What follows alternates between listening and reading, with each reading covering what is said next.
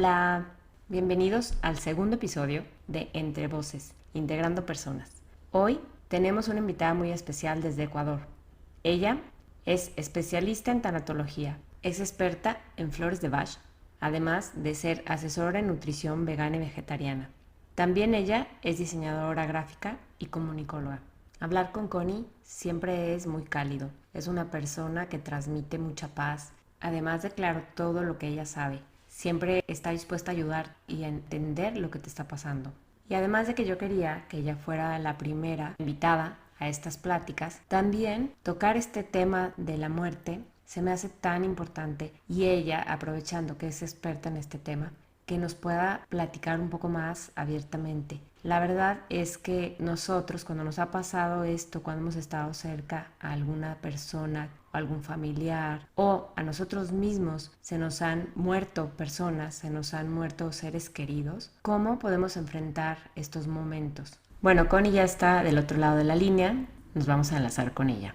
Hola Connie, ¿cómo estás? Muy bien, estoy muy bien.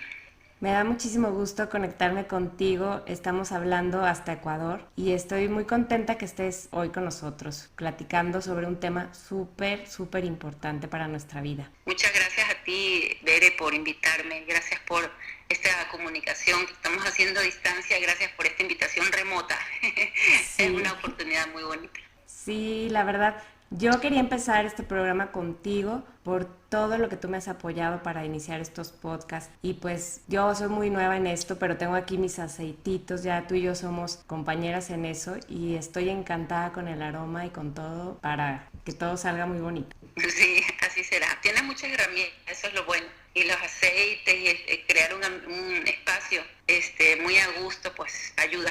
Claro.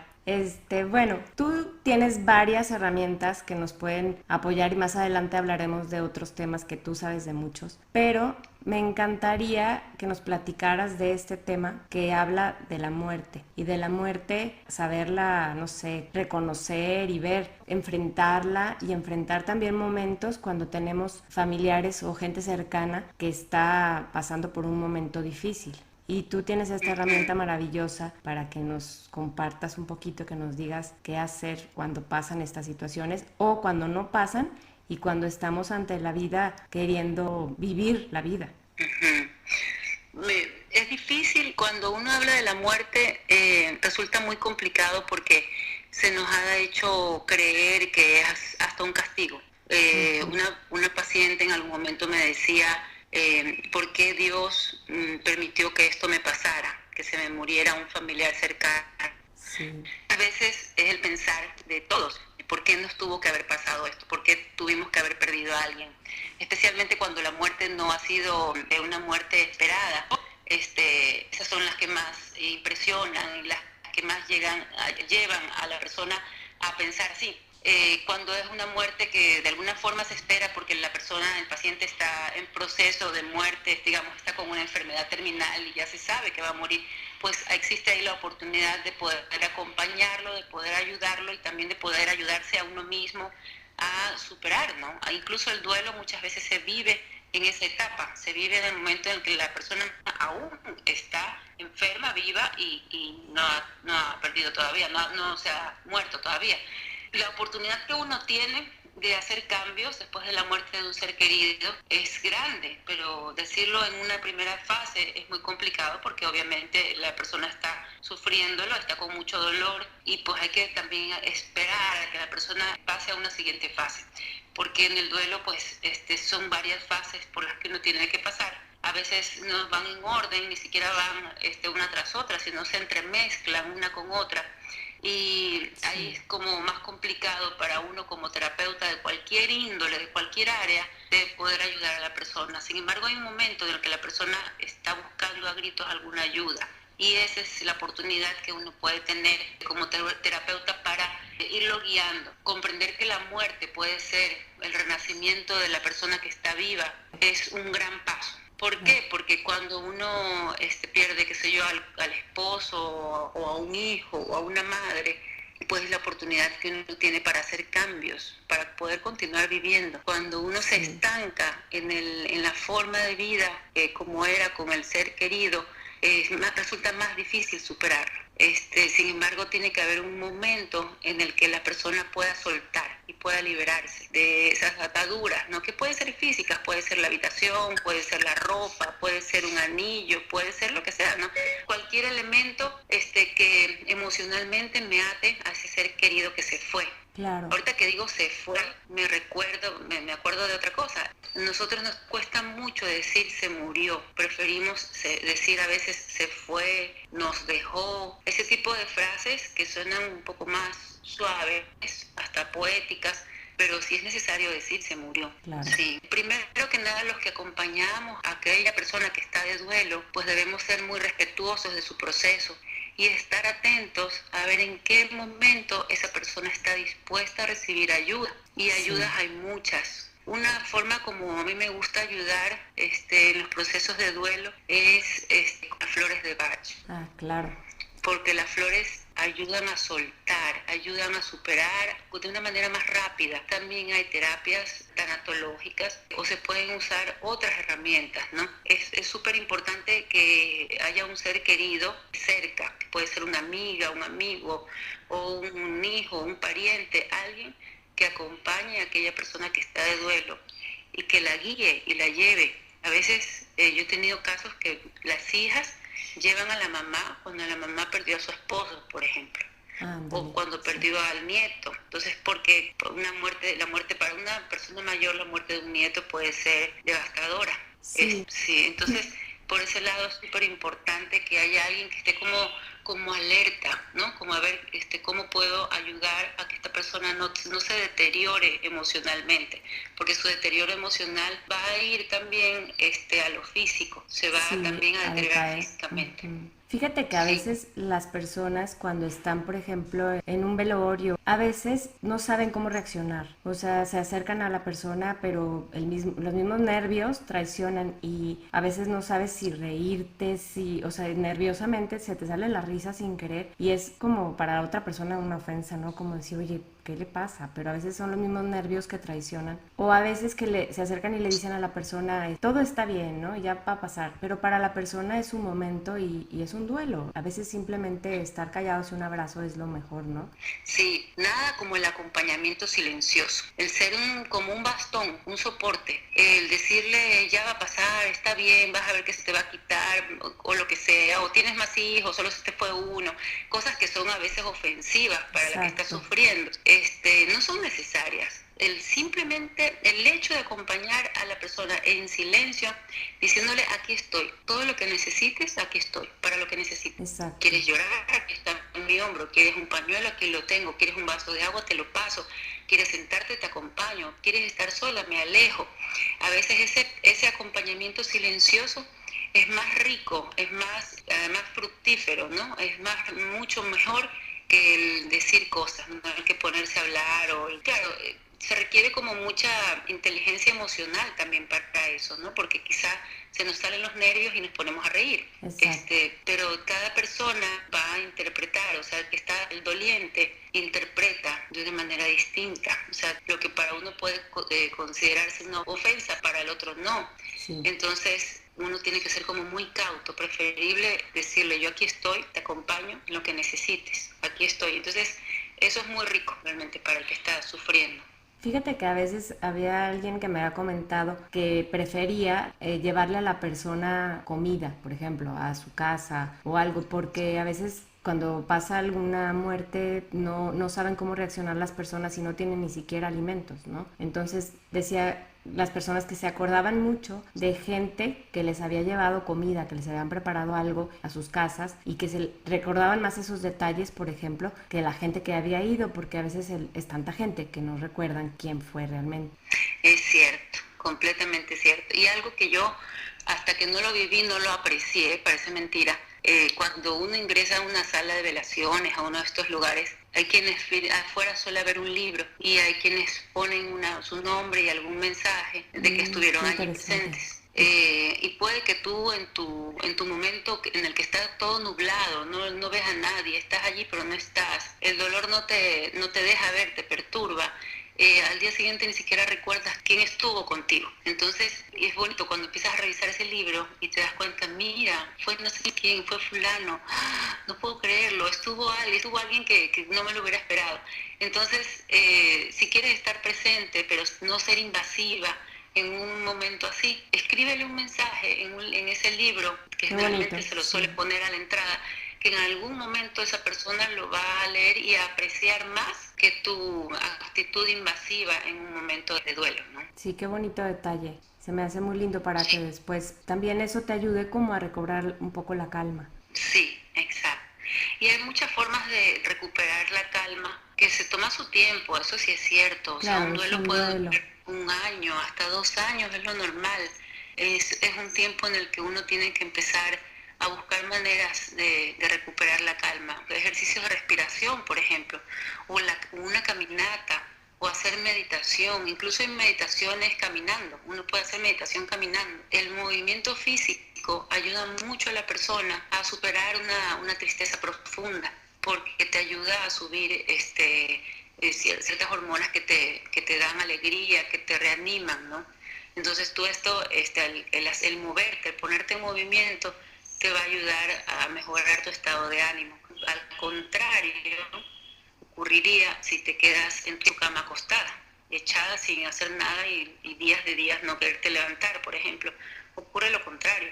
Incluso cuando uno tiende a aislarse, te encierras, no hay luz solar, no te mueves. Y sin luz y sin movimiento no hay vida. Claro. Entonces, ahí es cuando viene la depresión. Entonces, los acompañantes de una persona que está sufriendo un duelo tienen que estar alertas a todos esos signos y ayudar a la persona de una manera muy sutil, no invasiva, no dañina, ¿no? Ayudando a la persona a que reciba más sol, a que se mueva un poco más, porque son 2 factores físicos que inciden en la parte emocional. Sí. Oye, Connie, y por ejemplo, ¿qué pasa del otro lado? O sea, con la persona que está muriendo. ¿De qué manera podríamos como acompañarla, decirle a la persona cuando está muriendo, ¿no? Que acepte, ya digo, en los casos que es definitiva la muerte, cuando ya se le dio un diagnóstico, cuando ya no le queda mucho tiempo de vida. ¿Cómo se puede acompañar a una persona? Ahí en esa etapa hay que ayudar a la persona a liberarse de todas las ataduras que sienta que tiene en la vida, que tiene que resolver, a todas las culpas, a todas los pendientes que tiene. Si la persona ya sabe que le toca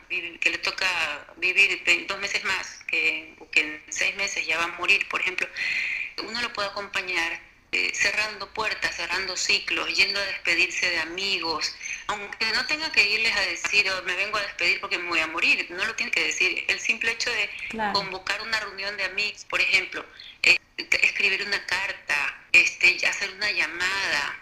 Recuerdo una persona que, por ejemplo, lo que más le dolía era que no iba a poder ver a su nieta que vivía del otro lado del planeta, en Europa. Entonces le llevamos la computadora y le llevamos el Skype. Le hicimos que se comunicaran por videoconferencia con él, el abuelo con la niña. Y se comunicaron y fue muy bonito. Y él 1 semana después murió, pero él ese día pudo hablar con la nieta y decirle que la quería, y la nieta jugaba y le hablaba. Y esa fue una forma también de ayudarlo a irse en paz, porque lo que a él más lo perturbaba era que iba a morir sin ver a su nieta. Y se resolvía con algo muy sencillo, ¿no?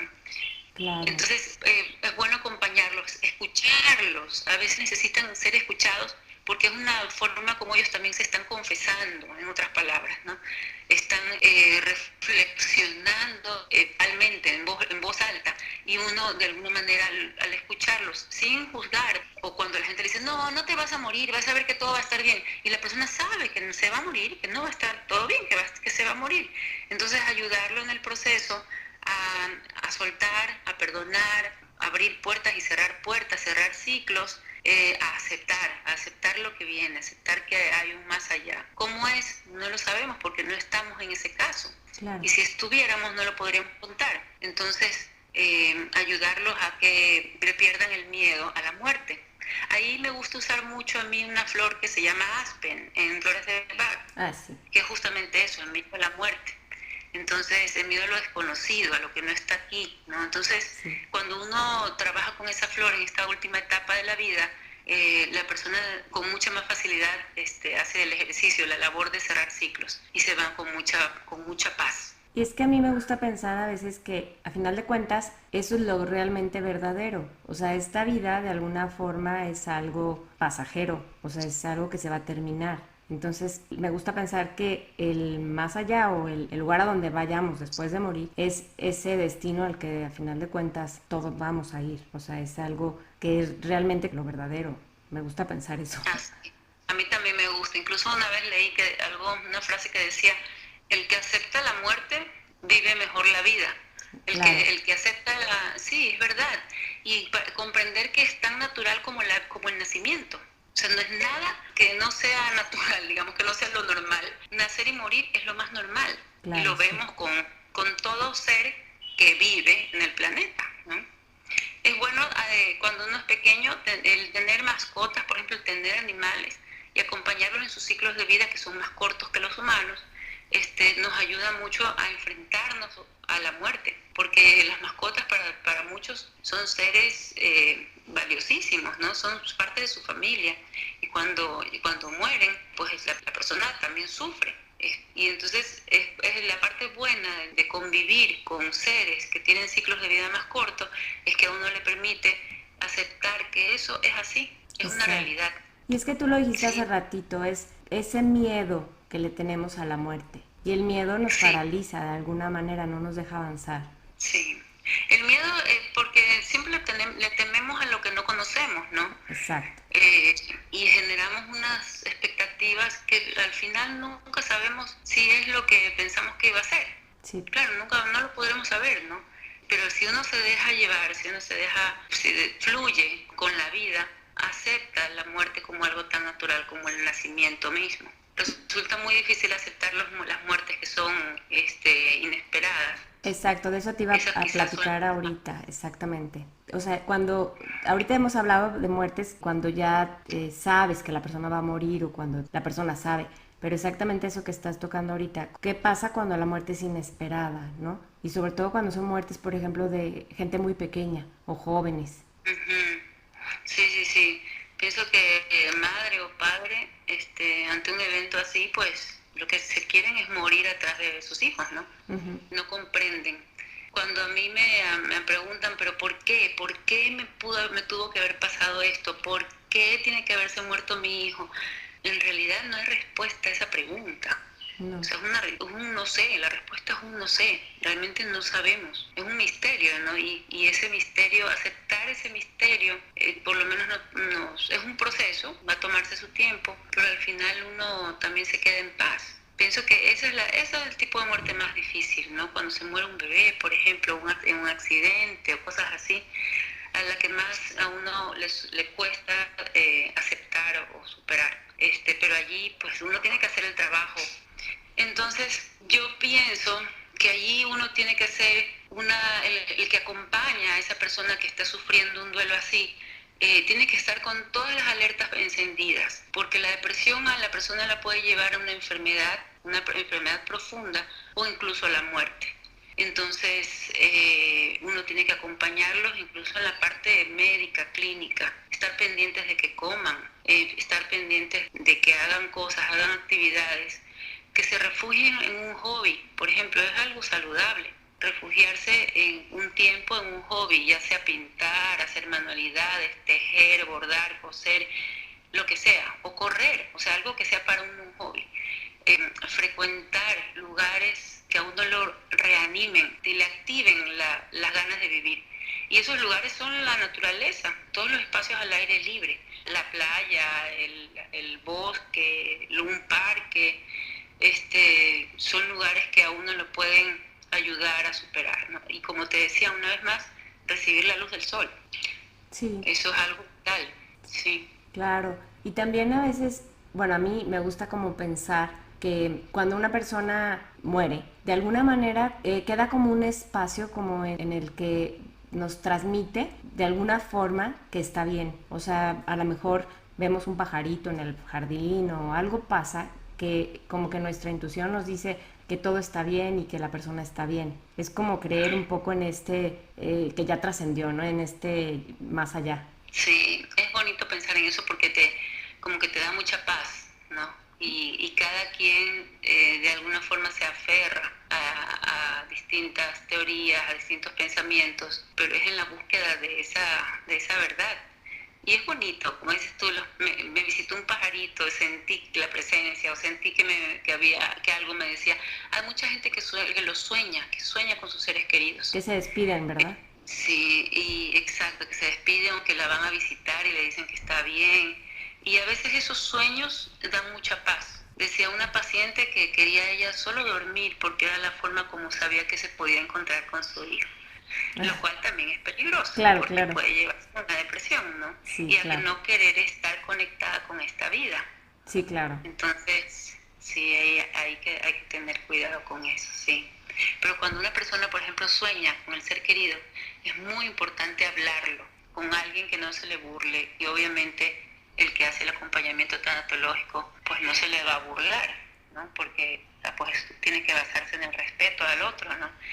Entonces, contarlo, hablarlo, soñé y cómo estaba, y preguntarle cómo estaba y qué te dijo y te vio a los ojos, y la otra persona pues también ahí fluye, ¿no? Con las respuestas. Claro. Es bonito. Entonces sí, como que te da, de alguna manera te tranquiliza, ¿no? Te calma pensar en todo eso. Sí, claro que sí. Ay, Connie, pues te agradezco muchísimo este espacio, este tiempo que nos diste para poder hablar de este tema tan importante. Ojalá más adelante podamos platicar otra vez, a lo mejor no de este tema, de otros temas, pero también este mismo tema ampliarlo, porque siempre es importante saber más cosas, sobre todo de lo que dices, de lo que no conocemos, de lo que le tenemos miedo. Sí.